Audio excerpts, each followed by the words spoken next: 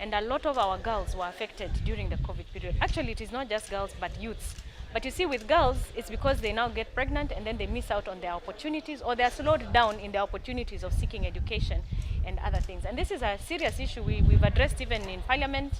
When I was chairing the ad hoc committee on COVID, we did call out for safe houses in the counties, that our girls may be rescued and helped, and then of course rehabilitated back into school. And even those who get pregnant should be allowed to, give birth and go back to school. These are conversations we've had at length, even at Senate, together with the Ministry of Education, that we must see how to support these girls. It's most unfortunate, but the COVID period, it glared the worst of humanity. What we saw was the worst of humanity.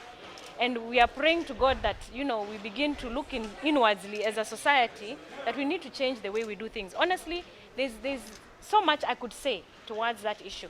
But when we even went around to the counties as the ad hoc committee, a lot of complaints came out on how, gender-based violence was at its highest now during COVID time because of the lockdowns. So a lot of women and youth, but also young boys, were being sodomized in their homes. I mean, it has been really an inhuman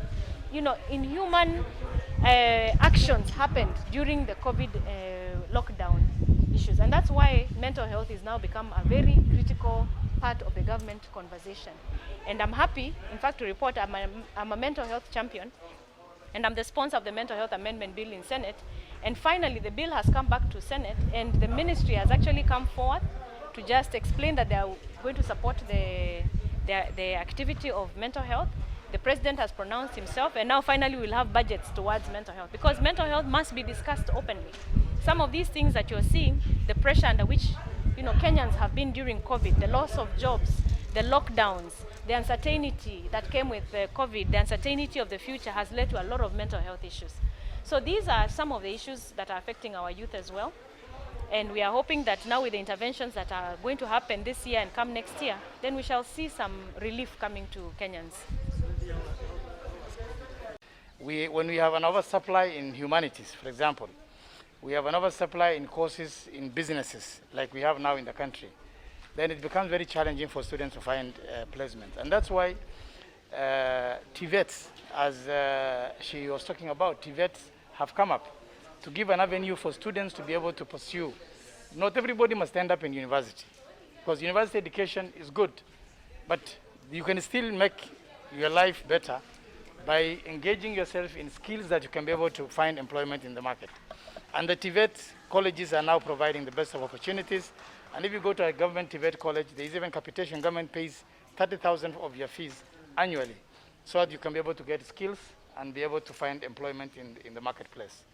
So that really is where we have. And the oversupply in certain courses is what is now driving many of our graduates now to the streets with placards, trying to market themselves and find employment elsewhere.